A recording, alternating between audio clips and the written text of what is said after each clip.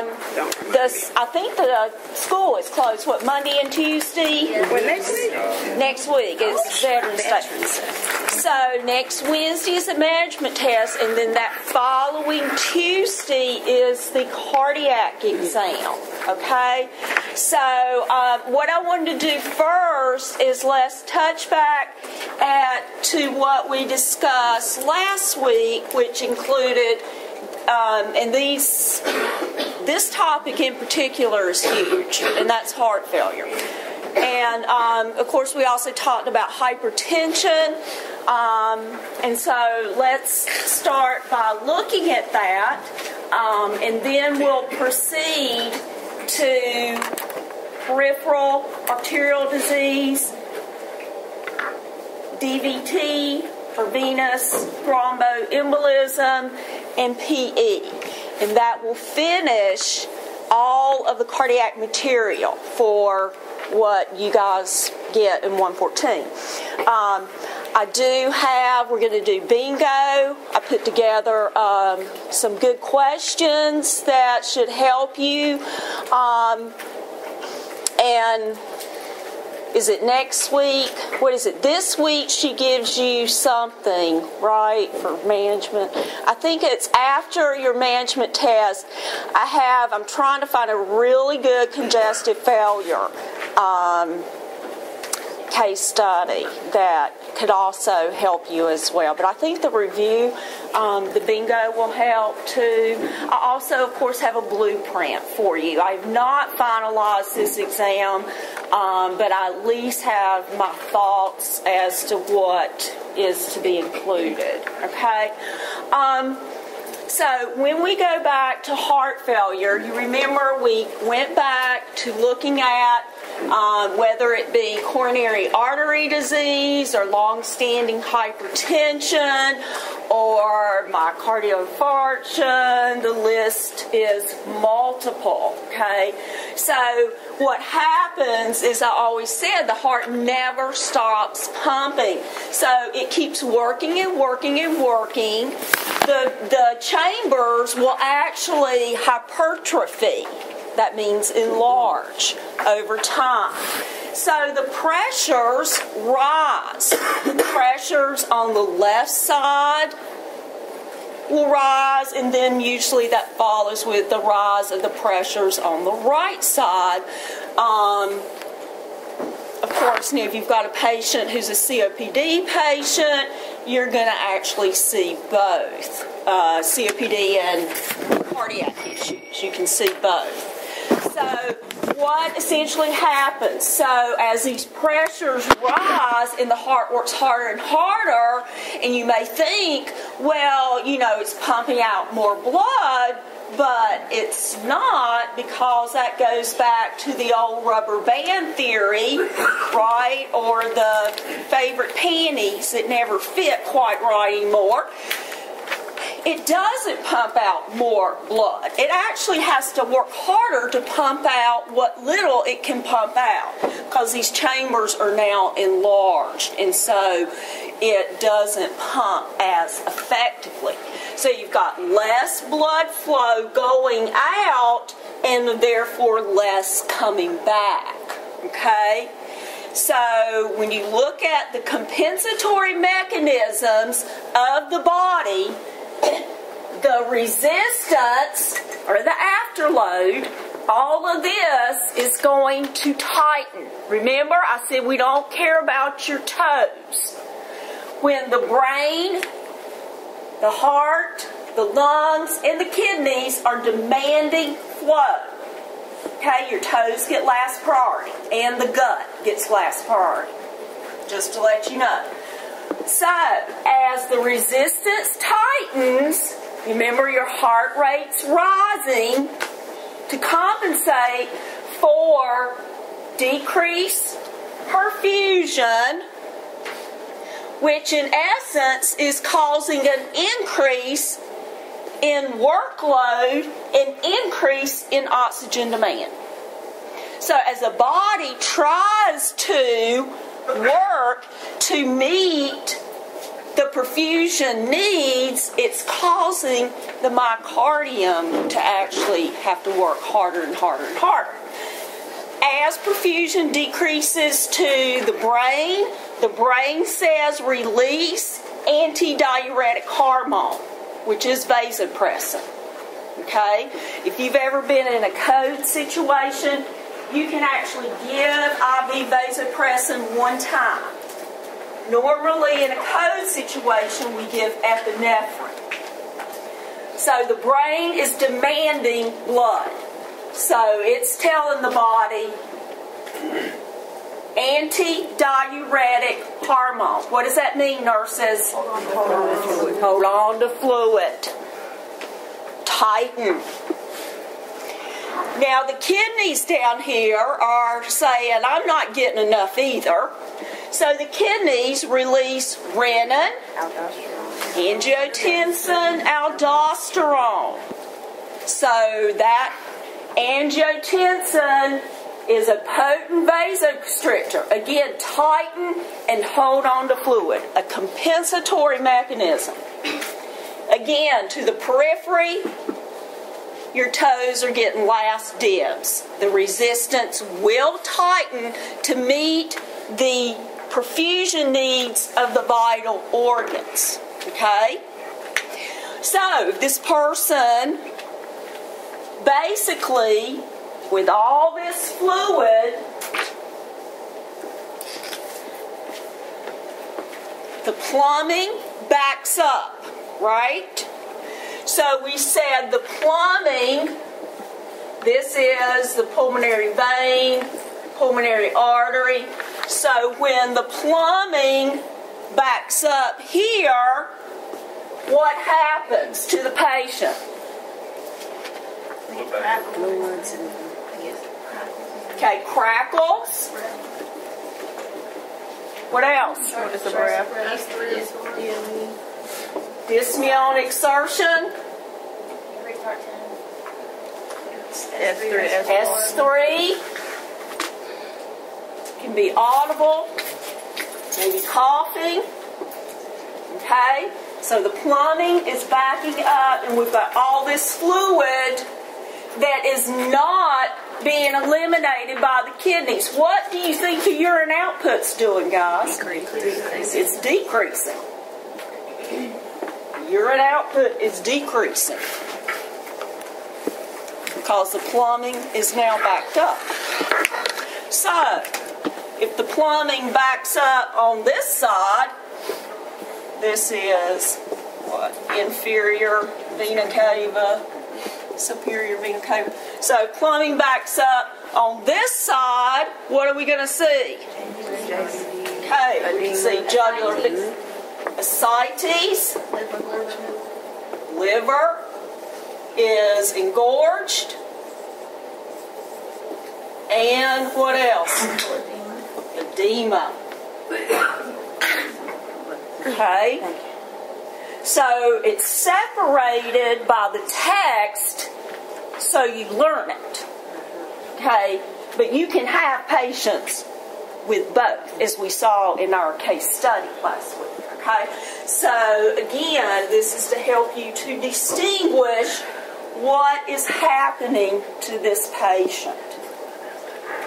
Okay, so this patient presents to the emergency department as in need of help. So, we can do chest x-ray.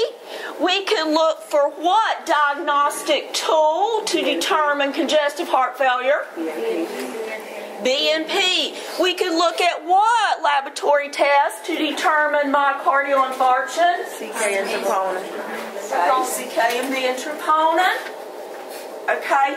These diagnostic tests are going to alert us that this is a myocardial issue, okay, to better treat this patient.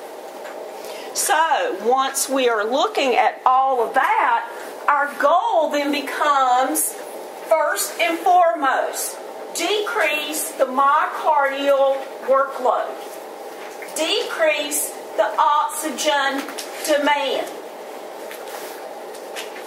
As a nurse, you elevate this patient's head of bed. You put some oxygen on this patient. Okay?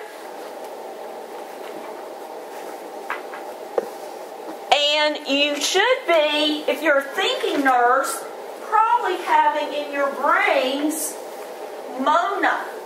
Okay? That's just a mnemonic, but it helps you to understand. I want oxygen, aspirin, nitroglycerin, and morphine if there's pain. Okay, morphine is for pain, but it also can cause vasodilation. But if this is a myocardial infarct, we may have pain. Okay. Other things that I would anticipate would be, first of all, slow the rate, the heart rate, and a thinking nurse would think about possibly beta blockers or calcium channel blockers to slow that heart rate. Okay, we can give those IV if we need to. You can give IV diltiazem. You can give labetalol IV. Okay. Also, I need to address the fluid volume overload. What might you want as an order? IV Lasix. I want IV Lasix. And hoping that my BUN and creatinine are within somewhere near a normal range. Maybe not normal, but at least close to normal, so that this patient will diurese to, again, decrease that workload of the heart. Okay? You mentioned nitroglycerin. Again, that can be given IV. Nitroglycerin, it can also be given sublingual. Okay, or paste, nitro paste. So all of this becomes very, very imperative to decrease the workload of the heart, it decreases the oxygen demand. Okay. Now, because we're including our pharmacology, we also talked about, what is this? ACE inhibitors. Do we all now understand what that is doing? It is blocking that conversion of 1 to 2. So therefore you don't have that potent vasoconstriction. Okay? You don't have the body saying, hold on to aldosterone. Okay? We can also stop angiotensin II, and that is called your angiotensin reverse blockers, ARBs. It's actually going to stop the potent angiotensin II. That's going to stop vasoconstriction. Okay? We can also give PO, calcium channel blockers, if we need to decrease. Now, I will tell you guys, in a lot of our patients in the acute setting, just our immediate interventions will cause that resistance to not be so tight. Okay, you decrease the workload of the heart, you decrease the rate, you decrease the O2 demand, this will not be so tight anymore. Okay, especially if your kidneys are working. So this becomes critical, that renal function.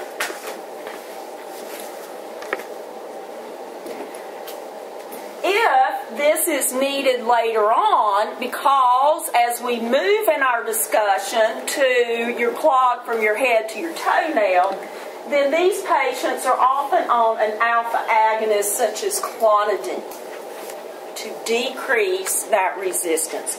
But majority of our interventions that we did initially is going to lower the resistance as long as your kidneys are working.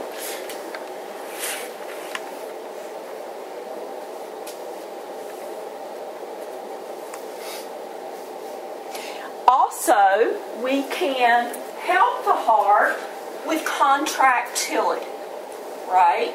And we talked about our very old drug, Mr. digoxin. Dig can be given IV or by mouth.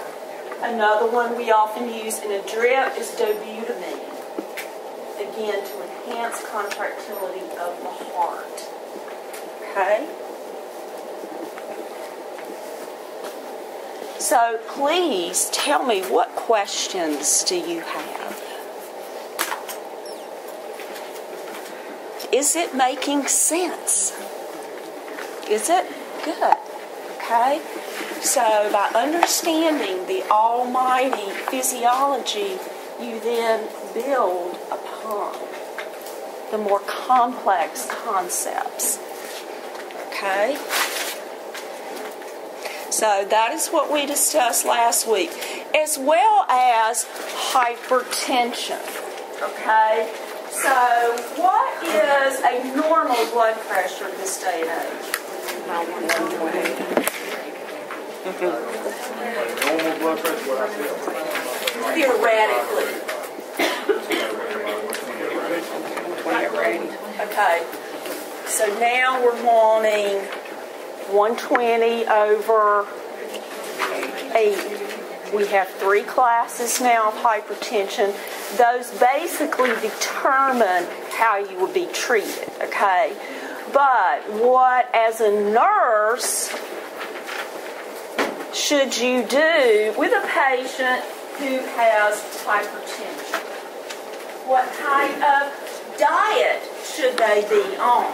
2 grams sodium. Low sodium, okay? A lot of these patients are on low sodium, low fat diets. Okay? The importance of taking their medicines, even if there's side effects, not to stop these medicines abruptly. They can cause, in particular, this one can cause rebound effects, referred to as rebound tachycardia. So it's very important that they're educated in keeping their blood pressure where it needs to be. And that can vary from patient to patient, but of course we are in a theoretical world, and that's where we pull our knowledge, okay? People can live very long lives with hypertension. If left untreated, it is the #1 risk factor for stroke. Stroke is the 3rd leading cause of death in this country. So, very, very important to educate people about this information. Okay, I just want everybody to know that clock is going to drive me nuts.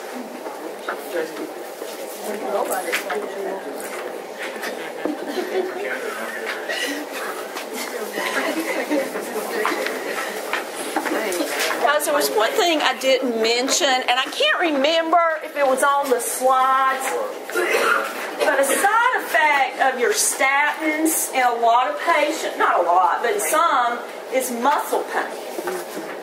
The exact mechanism of that is unknown, but it can cause muscle pain. And oftentimes the physicians will just change them to a different statin to see if they can tolerate that better. But I failed to mention that last week.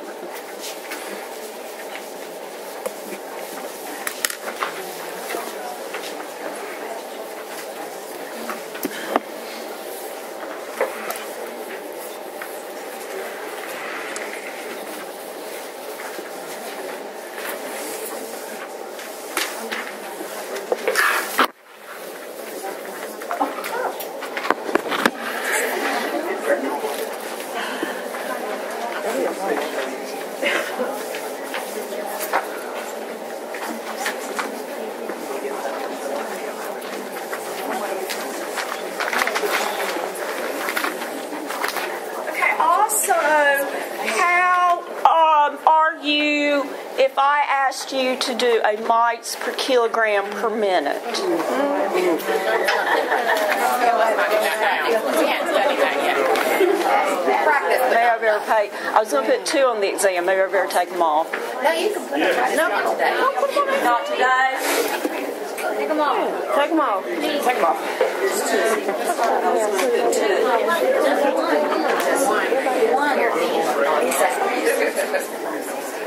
Does everybody have? Just put them on pressure. Assessments don't always assess, but this piece, but you might think about it. There are patients that have plaque in their carotids, in their periphery, in their coronary vessels, and of course their lower extremities. So essentially they are clogged from head to toe. To auscultate, if there's a problem with the carotids, you would determine if there's a what? A bruit. A bruit would indicate that there could be some type of narrowing, okay? So a bruit at the carotids.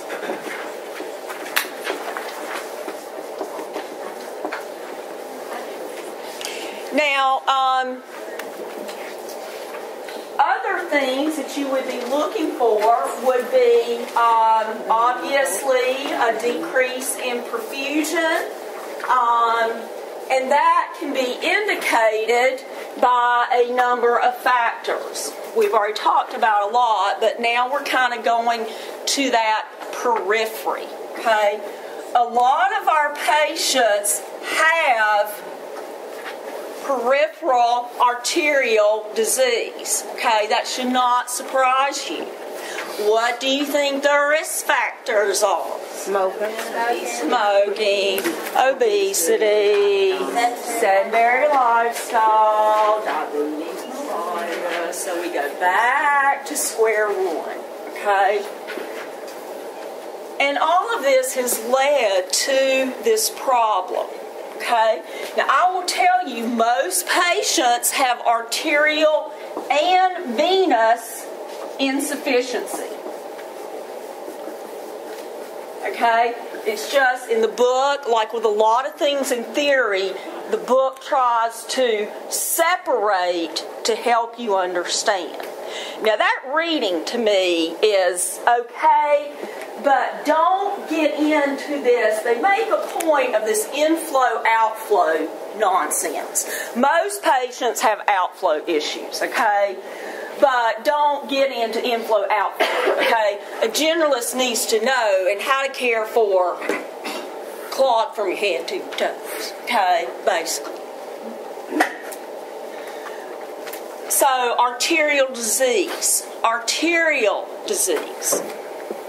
Okay, the thing you have to think about with arterial disease is how, first of all, we know who's at risk. How is this patient going to present? Now, you tell me. Take what you learned about the heart and now apply it to the feet, the lower extremities. Increased catheter refill time. Increase cap refill. Cool.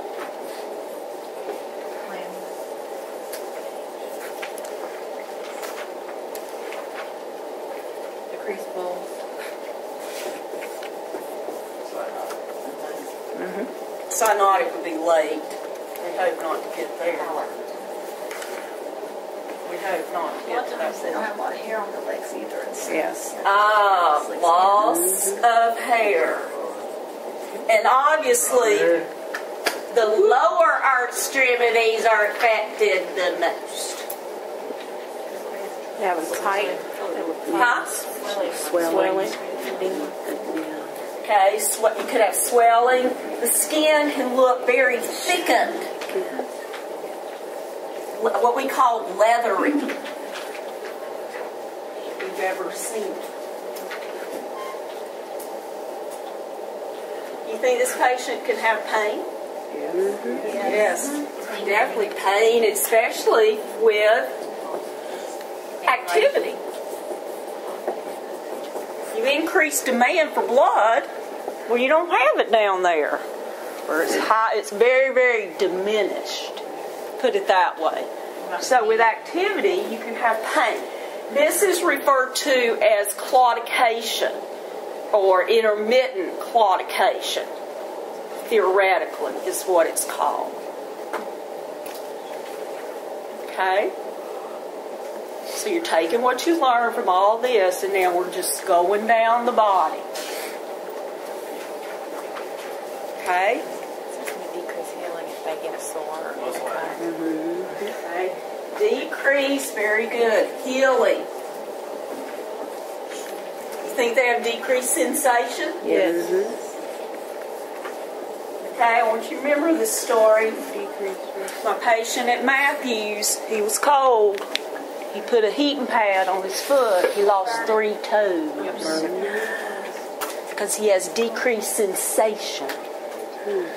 So he literally fried his toes.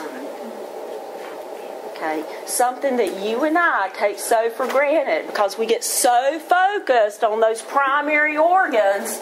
Are you alert and oriented? Are your heart beating? Are you breathing? You know how we are. Yet we forget about this. Okay? And there's a lot of education involved. Okay? With that. You should have learned a lot of that with diabetes mellitus. Okay? Due to the microvascular changes. It's just now we're referring to more of coronary artery disease, except coronary disease, atherosclerosis from your head to your toenails. Okay? So that's what we're dealing with. Okay? Now, as nurses, if you cannot palpate a pulse, you better go and get a doctor. Because it's your license on the line. Okay? And if you don't feel it, and you don't report that, then you're being dodo nurse. If you can't feel it and you get a Doppler, your physicians and everyone's going to be okay about that. Okay? Because we know they have peripheral disease. Okay? So you need to get a Doppler. Be very careful about, those warm blankets and things like that.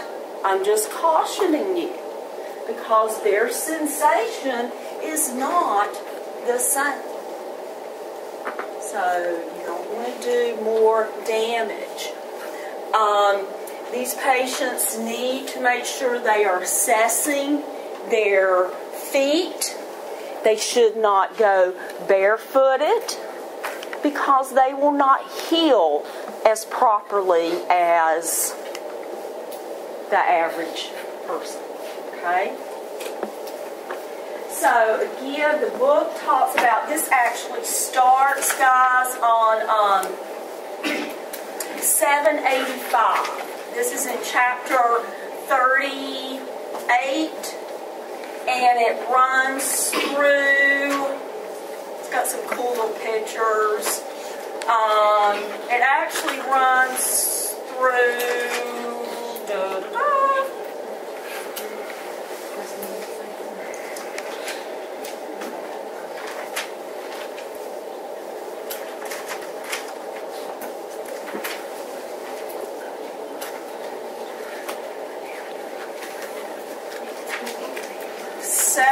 I've got your 792. I must have passed aneurysm. Yeah, it actually runs through 792.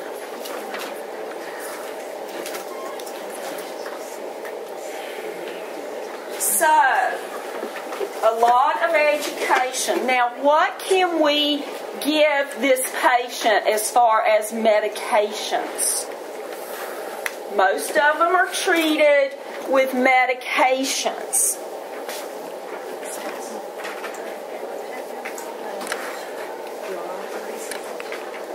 Okay, neurotin would be the decreased sensation. That's possible. Okay, what else?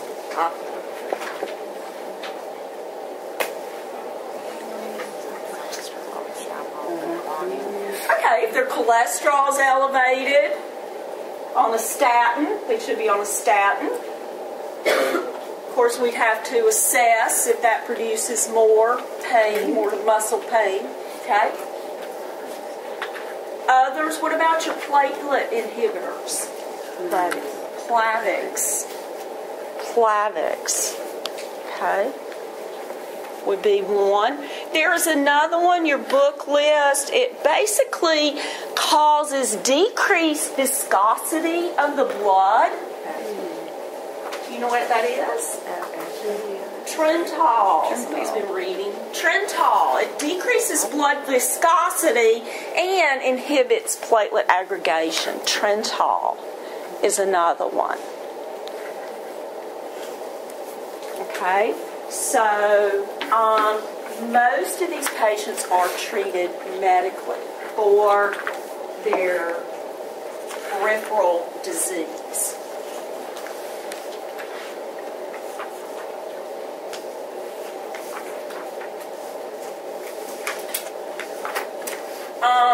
Other things I'm trying to think if I've left out here. Depending on the extent of the disease,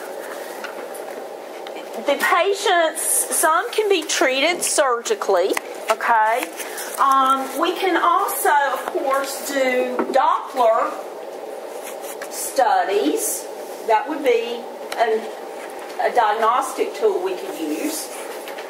For example, if your foot's pulled, okay, I really don't get a good pulse, or I get an intermittent pulse, it's very painful, then the physician may want Doppler studies done to assess exactly where is the extent of this disease process, okay?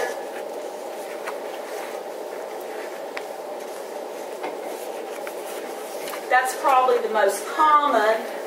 Your book talks about the ankle brachial index, which we'll look at that again when we pull up the slides. That's another diagnostic tool. The one I'm most familiar with is the Doppler. It's easy, it's non-invasive, it's just easier to do that way, okay? However, if the physician feels, based on the Doppler study, that this is an extensive occlusion process going on, then they can do inject dye, okay? Actually visualize what those peripheral vessels look like. And they can even go in there and use a balloon, right? Just like if you were opening coronary vessels, you could go in there and use a balloon and open up that little peripheral vessel, and they can put stents in there. Okay, so that's another option that can be done if the occlusion, the disease process is that severe.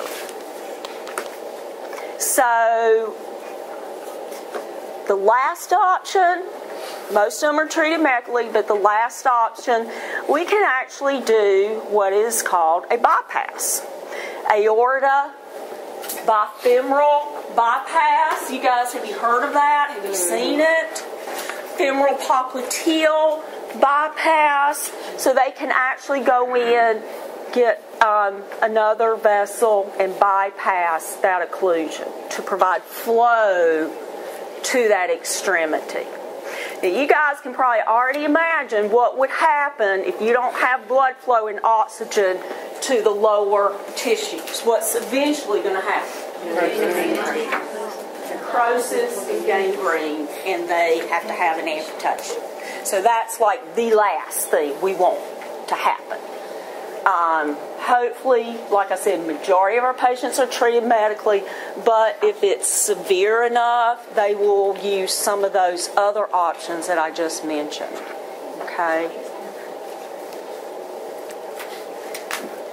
So you guys need to wake up. So take a break. You need some joggers. That it should not surprise you at all. Again, these patients can have pain, as I mentioned, with activity because of the increased demand for blood flow and oxygen. That's going to result in the pain.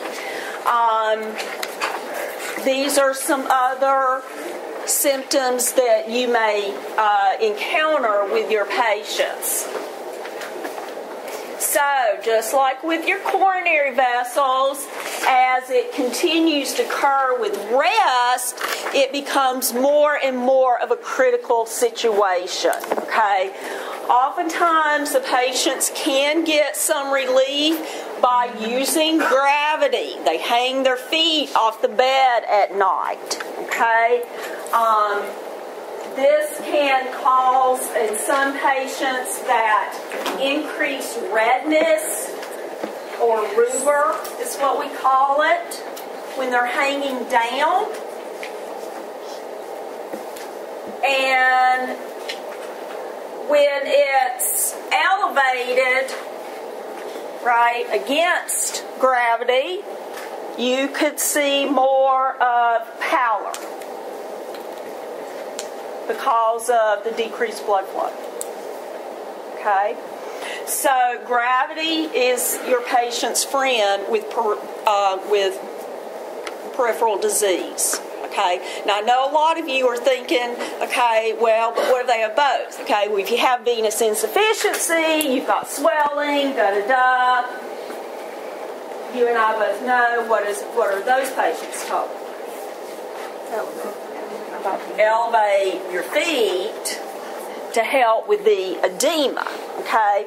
And that is the whole purpose of elevation of the feet with a venous insufficiency, to try and decrease edema, which is compromising blood flow. So that is why they are told that, okay? So with arterial, though, you want gravity to enhance the flow. So it depends on what's going on with the patient, basically, is to determine what they need to do. We did go over this about what else you may see in this patient. And remember I mentioned too, decreased sensation.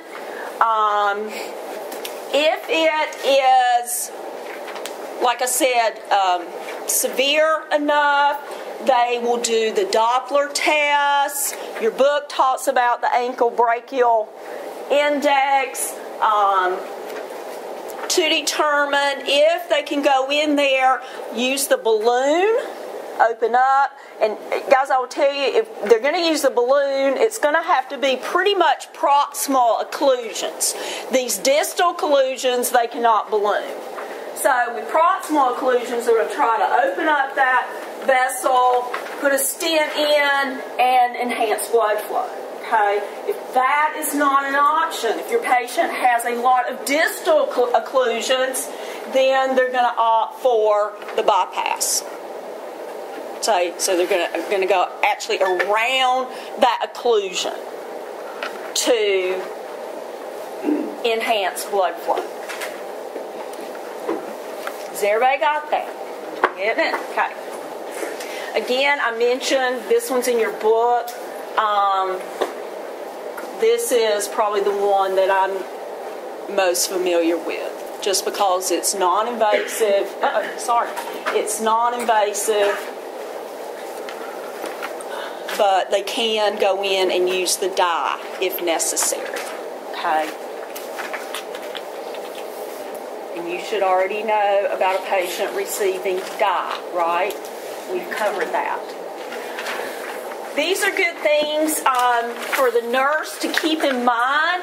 Anytime you have decreased blood flow, decreased oxygen to the tissues, is to think about the 5 Ps. Assessment if your patient has pain, decreased sensation, decrease in movement, pulse, and obviously this showing the decrease in blood flow. Okay, the 5 Ps, that's just a little mnemonic thing. Other things that we talked about where, again, the antiplatelet therapy, this one actually decreases blood viscosity and inhibits platelet aggregation. We're always trying to educate about modifiable risk factors, how to address that. And it is good for your patients to continue their exercise maybe up to that point of pain and then gradually try to increase the amount that they walk. Oftentimes our patients will use in the hospital, if they're in for whatever reason, the SCDs is usually what you call them, the compression devices. And at home, we often encourage them to get what's called the men hate them, the white hose.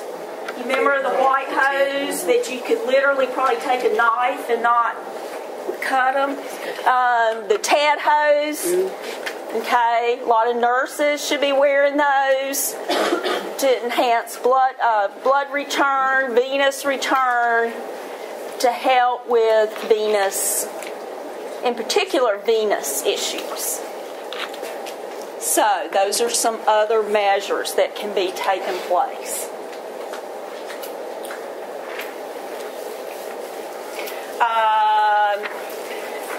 The worst of the worst is not what you want to happen, but it could happen with these patients.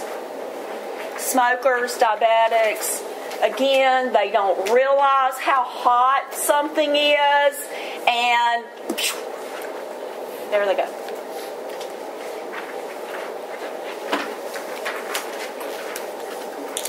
I kind of wish I had my case today. Anybody want chocolate?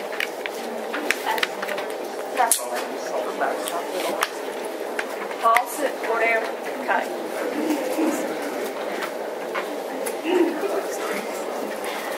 Now, guys, what is the problem with all this? Okay. When you have plaque formation, you have inflammation. Okay? So, when you have inflammation of the vessels, that can be called or referred to as phlebitis. Okay, so you actually have inflammation of the veins. Now the problem becomes when you have thrombophlebitis, where you actually have some clots. Now we don't worry too much about those superficial clots, but what do we worry about? Deep vein thrombosis, okay, or it's often called, I think in your text, they call it venous thromboembolism. Okay, most of us refer to it as DVT. Okay, the Joint Commission, just to let you know, considers that a preventable problem while patients are in the hospital.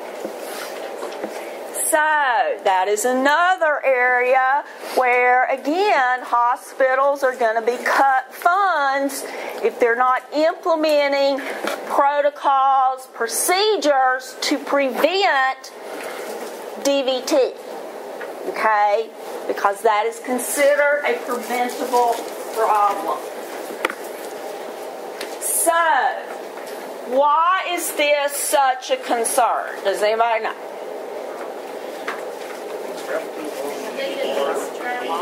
Exactly. This clot could travel to the lungs or anywhere else, and you could die. So that's why this is a little bit of a problem, okay? So deep vein thrombosis is where we start getting very, very concerned. There's a lot of risk factors, in particular if you've ever worked with hip surgery, knee surgery, your large bone surgeries, high risk for DVT. Because they can't ambulate early. Well, they do ambulate early, but it's large bone. It's because it's involving the large bone. You have increased risk for clot formation. Anytime you have a large bone fracture, guys, you're at high risk for fat emboli and PE. Okay, why? Bone? What's in bone? Come on, huh? Marrow. So, those are your high-risk complications, all right? Others, immobility, prolonged immobility. We had a patient in the hospital. She rode to New York or something and didn't get out of the car. The woman ended up with a DVT. Okay? I've had 2 female nursing students on oral contraceptives. One smoked, the other one did not. They developed a deep vein thrombosis. High risk. So your patient can present with pain, warmth, redness. We start getting concerned about that, okay? Because that could be a deep vein thrombosis. So here are some of your high risk. In your book, it talks about the 3. Virchow's triad, which is venous stasis, vessel wall injury, and altered blood coagulation. So if you are in the bed, you're overweight, you're going to have venous stasis, and you're going to have altered blood flow. And that sets a deadly triangle for a deep vein thrombosis that we need to think about.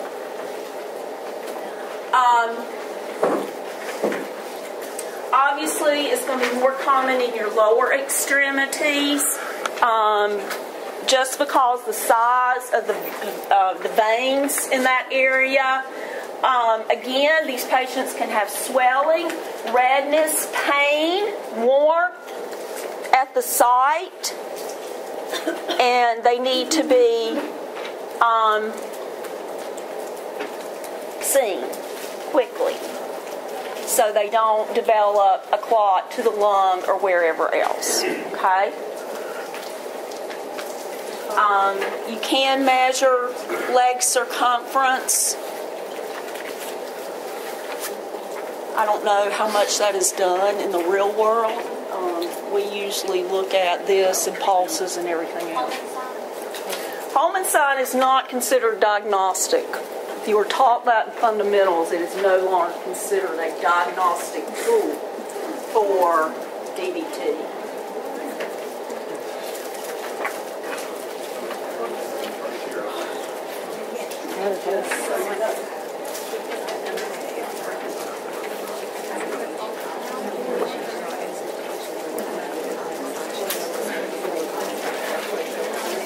So, you suspect a DVT. What might you pick up the phone,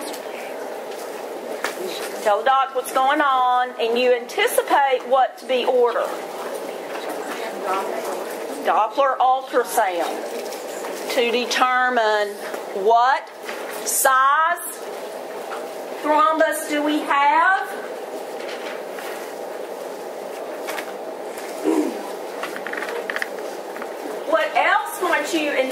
anticipate from your physician? What about medications? Heparin. You remember that problem? Let's start a bolus and a drip. Now, heparin, guys, is not going to dissolve that clot, but it will prevent new clots from forming. Okay? So that becomes very critical in trying to prevent the embolus from moving. Okay? So you're going to anticipate Doppler ultrasound and heparin for this patient. And what diagnostic lab value are you going to be concerned with when your patient's on heparin drip? PTT. And where would you like that PTT?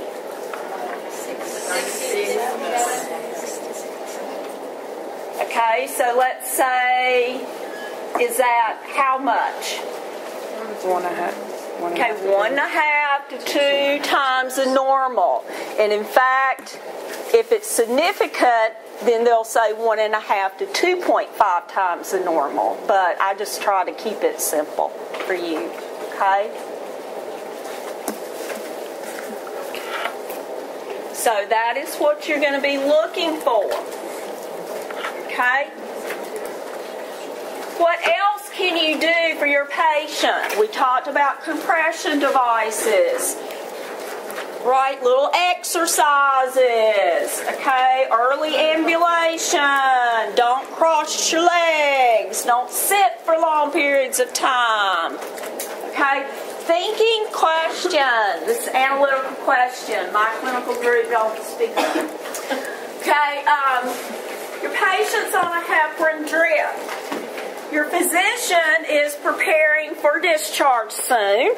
So the physician says, I'm going to order, start with 10 milligrams of Coumadin PO.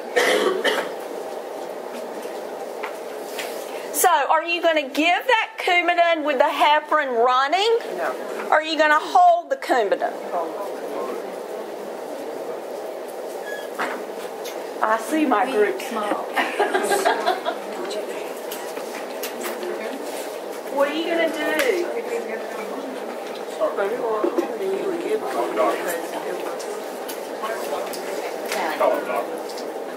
Rarely an answer on these cards. Call the doctor. Okay. All right. My thinking nurses. Heparin has a short half-life when it's in a drip form. Coumadin has a very long half-life. You need to administer that 10 milligrams of Coumadin with that heparin drip. It's going to take 48 to 72 hours for that Coumadin to even possibly reach therapeutic level. So, you do give them. Okay? And with Coumadin, I expect what diagnostic lab? INR.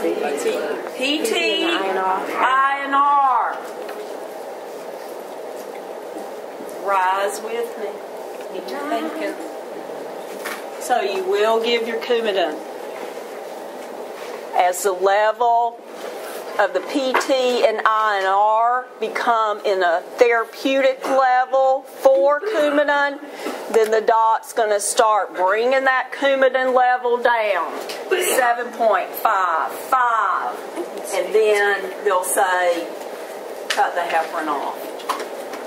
Now, I'm not saying this patient is not at risk for bleeding. The patient was at risk for bleeding when they're on when they're on heparin.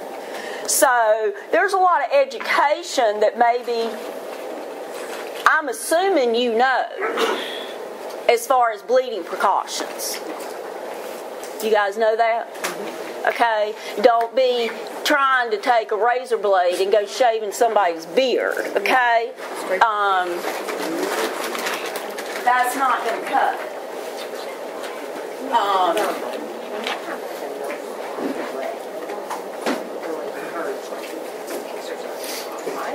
Just passive, just some passive. That's after heparin is started. Okay. Yes.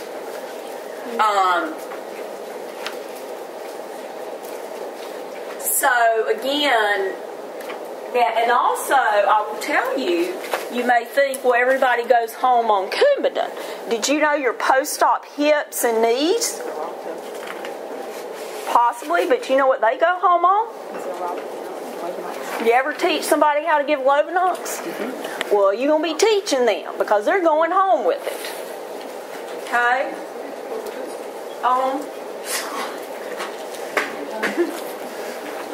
They go home on Lovenox because it's such a high risk for deep vein thrombosis. So, as a nurse, you may be teaching about how to take Coumadin, how to monitor Coumadin, or you may be teaching them how to give Lovenox and watching them actually give their Lovenox before they go home. Okay, especially my post-op nurses. They're the ones that, again, will be doing a lot of Lovenox teaching, and even other patients. Why? Like I said, Joint Commission is cracking down. This is a preventable problem. Okay, just like medication errors, pressure ulcers in the hospital. So again, you're going to see more and more of this. Where are we at? Okay, we're up to... Okay, now if you have an ulcer, the truth of the matter is, call the dang wound nurse. You know? Call the wound nurse. Why? There are so many dang products out there. I can't even. You know, we could spend 8 hours on products. But as a nurse, basically, you know, we're looking at perfusion, first and foremost. You got a dang pulse. What does it feel like? And do you have a wound? If you have a wound, what does it look like? Is it infected? Am I going to gangrene today? You know? So this becomes part of your assessment. Nutrition, you know,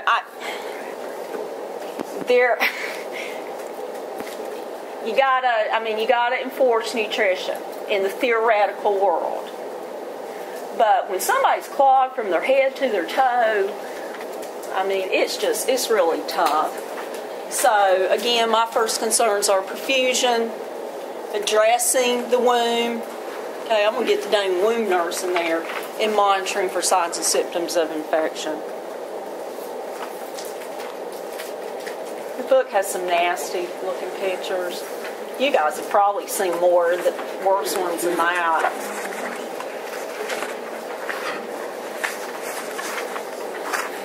So, you know, a lot of that stuff's in your book. You know, like about the Una boots and all that stuff. We can't cover products. So we're basically looking at the generalist nurse, again, perfusion, skin, etc.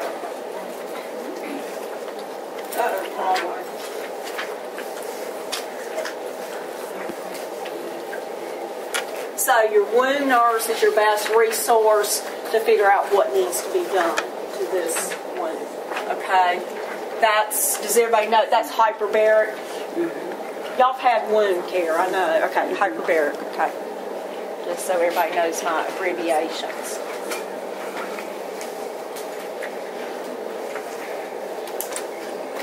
A lot of that is common sense. Again, teaching is part of the nurse's role. I did go ahead and put up here some of your key nutritional elements for wound healing. Most of you should have learned that with diabetes and things like that.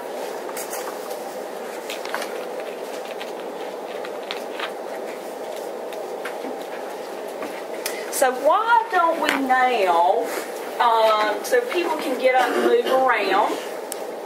Is everybody here today? Due to the drop in the oxygen level.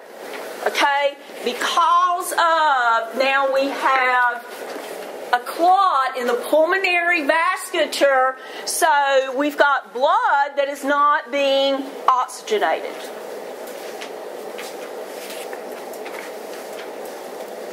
I listed your page numbers for you, so you know. We've already talked about risk, right, with DVT. Okay? Again, a patient at risk, you need to be on high alert.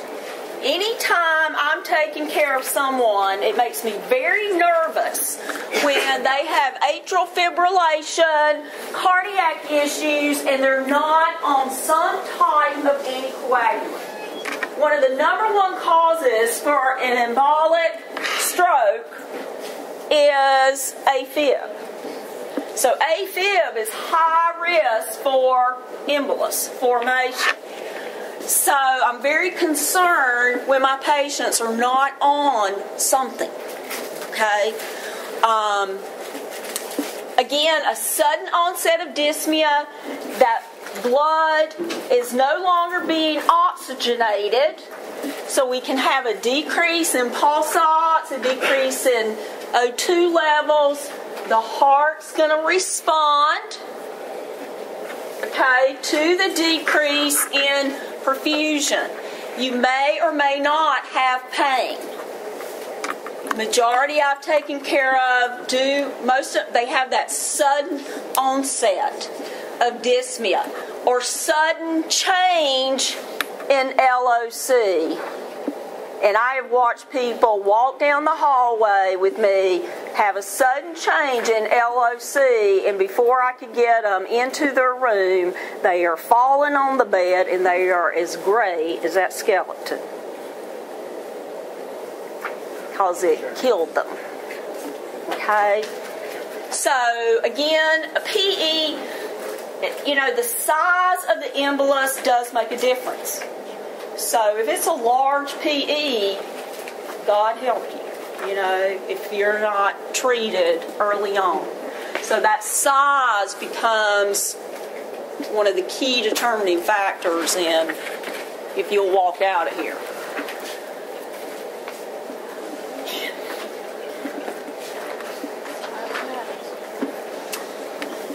There are a lot of tests that can be done.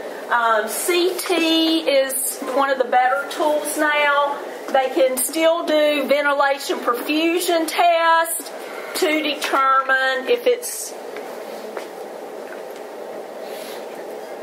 the size of the clot. But CT should be able to show that too. If that's necessary, they can do an angiogram. But most of them with CT, then they'll go ahead and treat. Okay? If the patient is severely compromised, they'll go ahead and say, get them on heparin now. Start a bolus, get them on a drip.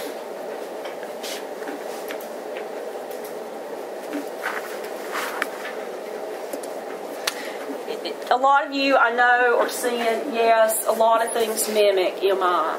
It really does. So you're going to get the whole battery of tests because we don't know.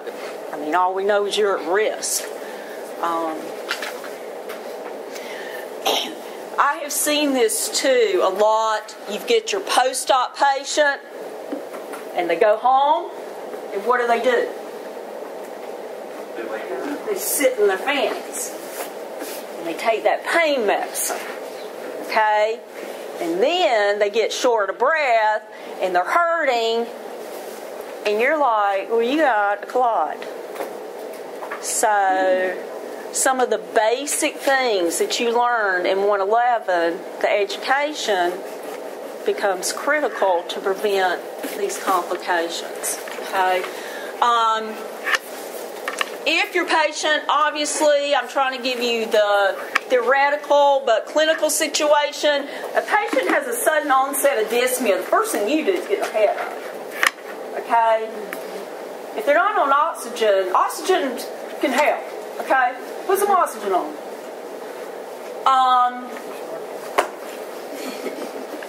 Based on the test results, again, your physician should order a heparin bolus and a drip. Okay?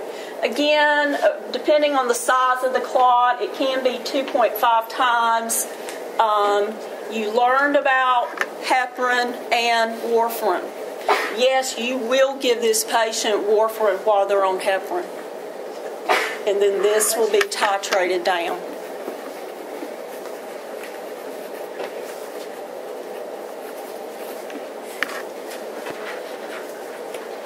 Last resort is go in and remove the clot. We do have patients that you may have seen that have a history of DVTs, a history of PEs, and what they'll do is they'll actually go in and put in a vena cava filter, okay, in the pulmonary, in the inferior vena cava, and it acts like an umbrella to try and prevent the clots from going to the lungs. So there are other options.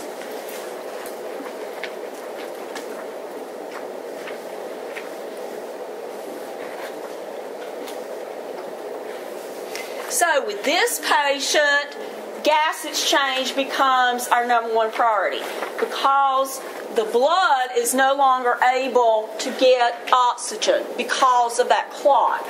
So with this compromise, we anticipate heparin, and of course you need to treat the patient holistically. You guys know that.